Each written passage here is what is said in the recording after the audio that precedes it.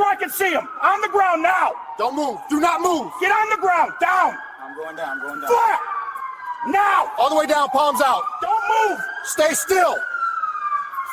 Cuffs. Got him.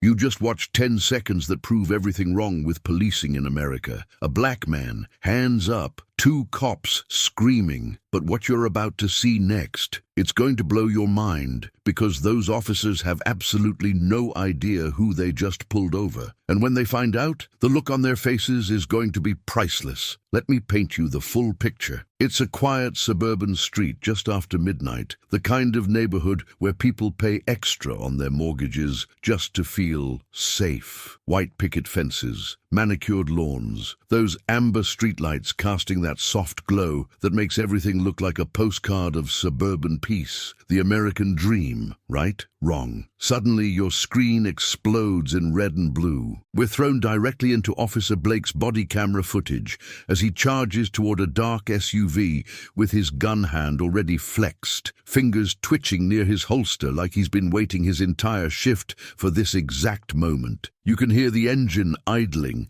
the radio crackling with static, his boots hammering the asphalt faster than his brain can process what he's about to do. Standing in front of the driver's side door is a black man in plain clothes, hands already raised high, fingers spread wide, doing everything America has taught him to do just to survive a traffic stop. He's calm, but you can see the tension locked in his shoulders, the way his eyes track every tiny movement, the way his breathing is controlled but shallow, like he's trying to make himself as non-threatening as humanly possible. Another officer is already at the front of the SUV, body angled, like he's ready to pounce, flashlight aimed directly at the man's chest, screaming before he even knows his name, before they've asked him a single question, before there's been any kind of conversation whatsoever.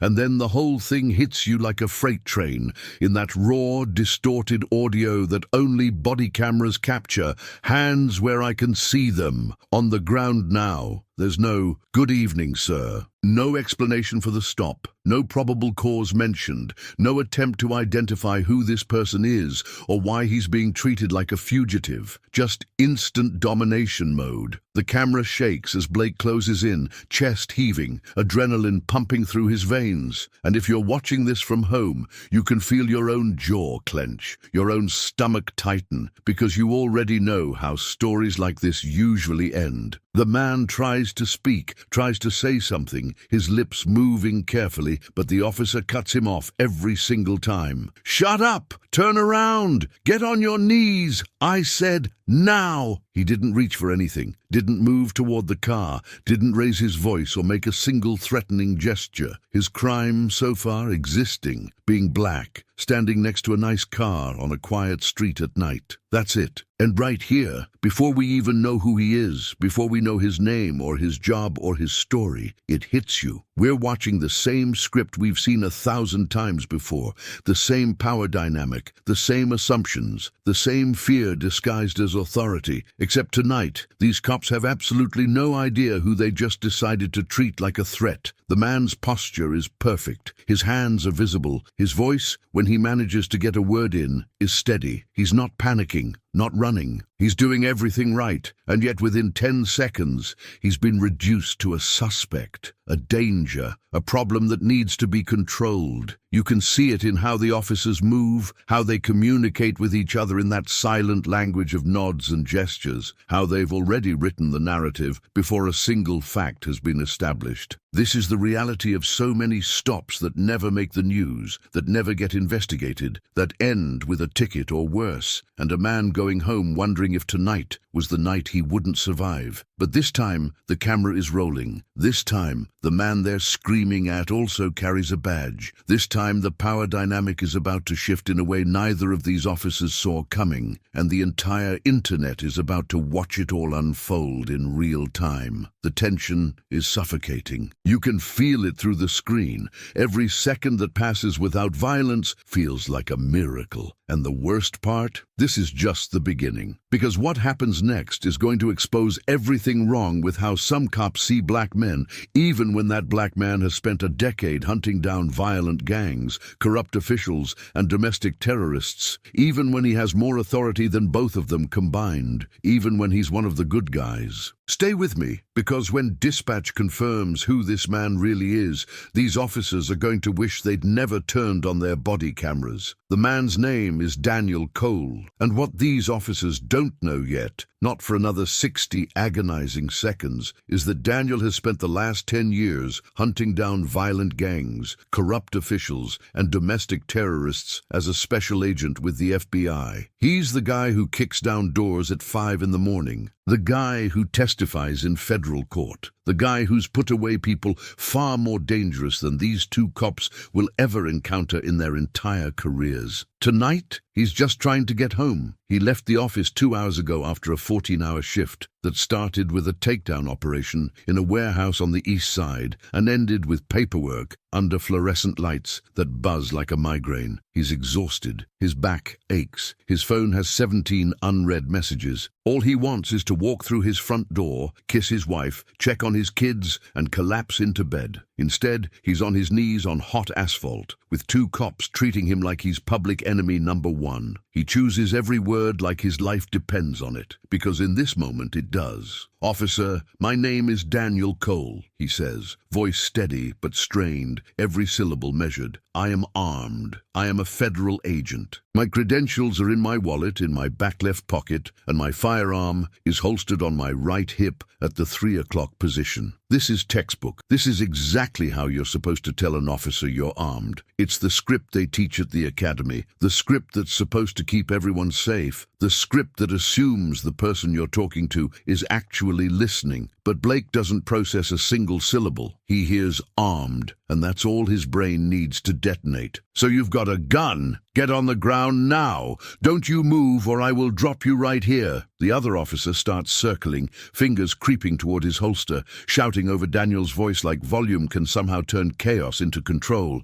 Like if he yells loud enough, the situation will start making sense. If you pause the footage right here, and we're going to, because this moment is critical, you'll see something small but absolutely massive. Daniel doesn't flinch. He doesn't argue. He doesn't roll his eyes, curse under his breath, talk back, or do any of the things a person would do when they're being treated like garbage for no reason at all. He raises his hands higher and repeats calmly, with the kind of patience that only comes from training and lived experience. "I'm not reaching for anything. I'm informing you that I am legally armed. I am a special agent with the Federal Bureau of Investigation. My badge and identification are in my wallet, back left pocket. You're welcome to retrieve them. Notice who's following their training and who isn't. One of the men in this frame has been trained for years in de-escalation, probable cause, constitutional rights, and the legal standards for use of force. Spoiler alert, it's not the guy doing the screaming. Blake is spiraling. You can hear it in his voice, see it in the way his hand keeps hovering near his weapon, the way his eyes dart between Daniel and his partner like he's looking for permission to escalate even further. The other officer, a man whose name we later learn is Officer Ramirez, is feeding off that energy, pacing back and forth, muttering, "This guy's full of it. FBI my ass." They're not listening. They're not thinking. They're reacting. And every reaction is making this worse. Finally, after what feels like an eternity, but is really only about 45 seconds of pure, suffocating tension, Blake decides to do what he should have done from the very beginning. He calls it in. "Run a name!" He snaps into his radio, like it's an inconvenience, like Daniel is wasting his time. Last name Cole, C-O-L-E. First name Daniel. Says he's some kind of agent. You can hear the sarcasm dripping from his voice, the disbelief, the assumption that this is just another guy trying to talk his way out of trouble. The other officer snickers quietly, shaking his head. "Yeah, sure, everyone's FBI at midnight." Daniel stays frozen like a statue, hands trembling just enough to remind you that he's human. that underneath the calm exterior is a man who knows exactly how fragile this moment is, how easily this could go wrong, how many people who look like him didn't get to go home because an officer felt threatened. Silence, static, the radio crackles, then dispatch's voice cuts through everything like a knife. Confirmed, Daniel Cole, Special Agent, Federal Bureau of Investigation, badge number 7732, armed and credentialed. Approach with caution. He's a fellow officer. In that instant, you can almost hear the air getting sucked out of both officers' lungs. The flashlight drops. Shoulders stiffen. Blake's hand falls away from his holster. Ramirez stops pacing. The entire energy of the scene shifts in a heartbeat. This is the moment the whole video has been building toward. The second they realize that the man they were barking orders at like he was a dog, the man they humiliated, threatened, and treated like a criminal, actually has more authority, more training, more power, and more legal backing than both of them combined. And the camera keeps recording every word, every reaction, every mistake, all of it preserved forever. Blake clears his throat, trying to hide the fear behind professionalism, trying to salvage some appearance of control. Suddenly his voice goes softer, almost friendly, like he's talking to a colleague at a barbecue. Agent Cole, you can put your hands down now. We're all good here. Notice how he calls him agent now. Not when Daniel calmly identified himself the first time, not when Daniel clearly stated his credentials, but only after dispatch confirmed his status. The respect isn't about humanity. It's about hierarchy. It's about power. It's about the sudden realization that this man could end their careers with a single phone call. But the damage is already done. What happens next is where the real story of this video lives. Not in the initial fury, not in the adrenaline-fueled commands, but in the aftermath, in the slow, painful weight of regret settling over someone who thought the badge made him untouchable. Daniel lowers his arms slowly, deliberately, and now you can see the exhaustion in his face, an exhaustion that has nothing to do with the long shift and everything to do with the weight of being black in America, of knowing that even with a federal badge, even with a decade of service, even with doing everything right, he still ended up on his knees on a random Tuesday night. The damage is visible, the mark forming on his knee from being forced down onto the hot asphalt, the humiliation of being cursed at like a criminal on his own street, the neighbor's blinds cracked open, faces glowing in the red and blue light, watching, recording, whispering. Blake stutters out a half-hearted apology, more about covering his own ass than genuine remorse. Look, man, we got a call about a suspicious vehicle in the area. You match the description. You understand how it is out here, right? We got to be careful. And this is where Daniel gives us the twist that turns this into something more than just another viral video, more than just another cops mess with the wrong guy clip. He doesn't scream back. He doesn't throw his badge in Blake's face. He doesn't threaten lawsuits or disciplinary action, at least not yet. Instead, he walks them through, step by step, every single mistake they just made, on camera, in front of the whole world. "No, officer, I don't understand," he says, voice low but sharp as a razor, every word cutting. "You skipped identification. You skipped explaining the stop. You went straight to threats and commands. I informed you multiple times, calmly and clearly, that I was armed and a federal agent. You escalated anyway. That's not how things work out here. That's how people die out here." You can see the realization spreading across Blake's face like a stain, the sudden awareness that this video isn't just another stop he can forget tomorrow, that this isn't going away, that Internal Affairs is going to see this, that his supervisor is going to see this, that a federal supervisor is going to see this, and just like you're watching it now, millions of people are going to see it too. Ramirez tries to jump in, tries to defend the stop, mumbling something about officer safety and high-crime area, but Daniel cuts him off with an ice-cold stare. "This isn't a high-crime area. This is my neighborhood. I live 4 houses down, and even if it was, that doesn't give you the right to treat every black man like a suspect. You didn't have probable cause. You didn't have reasonable suspicion. You had a hunch, and you let that hunch turn into aggression." But the body camera captures every second of the silence that follows, a silence louder than any argument. Blake tries one more time to save himself, asking if they can just forget about this, and Daniel's response is the kind of quiet power you can't fake. No, officer, we can't. Because if I wasn't FBI, if I didn't have this badge, if I was just Daniel Cole the accountant, or Daniel Cole the teacher, or Daniel Cole the mechanic, you wouldn't be apologizing right now. You'd be writing me a ticket, or worse, and that's the problem. Let me tell you what happened next, because this is where the system shows its true face. Days later, we read the report. Both officers suspended from street duty, pending an internal investigation into use of force and adherence to procedure. Translation, this got so bad in front of the wrong person that we can't just sweep it under the rug. Daniel files a formal complaint, not out of revenge, but because he knows this only became a story because he also wears a badge. If I wasn't FBI, he tells investigators in recorded testimony, I'd just be another black man on the ground with nobody believing a word I said. And that's why I'm filing this. Not for me, for everyone who didn't have a badge to protect them. The department eventually issues a public statement about retraining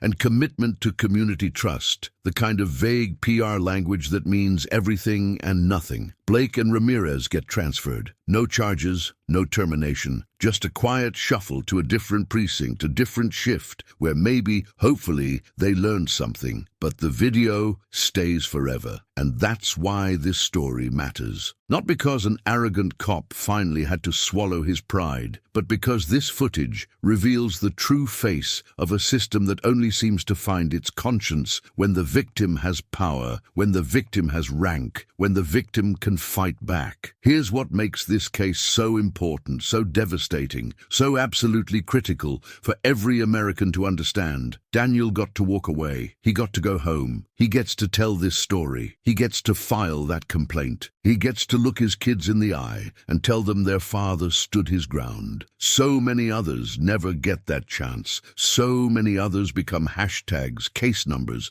stories their families have to tell through tears at press conferences, while lawyers and police unions argue about whether the officer feared for his life. Think about that for a second. Really think about it. A decorated federal agent, a man who's spent a decade taking down some of the most dangerous criminals in America, had to convince two local cops not to shoot him on his own street. A man with a badge, a man with credentials, a man who followed every rule, said every right word, kept every movement slow and visible, and he still ended up on his knees. Now imagine, and this is the part that should make your blood run cold, imagine if Daniel had been a teacher coming home from parent-teacher conferences. Imagine if he'd been a nurse ending a double shift. Imagine if he'd been a construction worker, a delivery driver, a college student visiting family. Imagine if he'd been any other black man without a federal badge to suddenly command respect. How does that story end? We know how it ends. We've seen it end that way too many times. The only difference this time is that the body camera captured the moment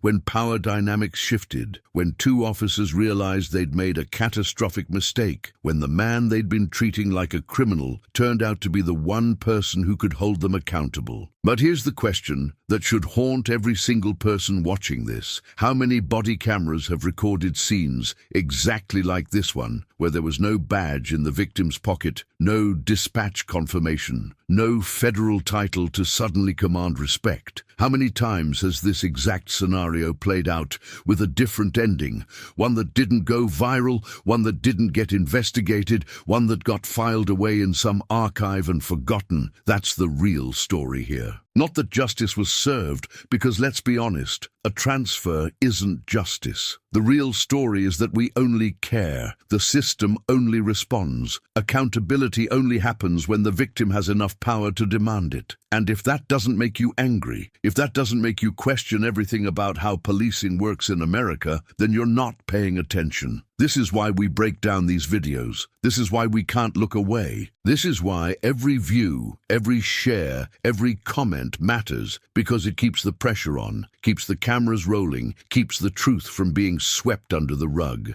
Daniel Cole is one of the lucky ones. He had a badge that eventually made them listen. But what about everyone else? What about all the people who did everything right and still didn't make it home? What about all the stops that happened in the shadows, without cameras, without witnesses, without anyone powerful enough to make the system care? That's who this video is really about. Not the FBI agent who survived, but everyone who didn't have his protection, everyone who couldn't fight back, everyone whose story ended differently. If you want to see more real cases where the camera exposes what the badge tries to hide, subscribe to this channel, hit that notification bell, and stay with me, because the next video I'm going to show you is even worse, and somehow the outcome is even more shocking. This is just the beginning, and if we keep watching, if we keep demanding accountability, if we keep refusing to let these stories disappear, maybe, just maybe, one day the badge won't matter. One day, every person will get the respect and dignity they deserve, regardless of what's in their wallet. But we're not there yet, not even close, and videos like this prove it.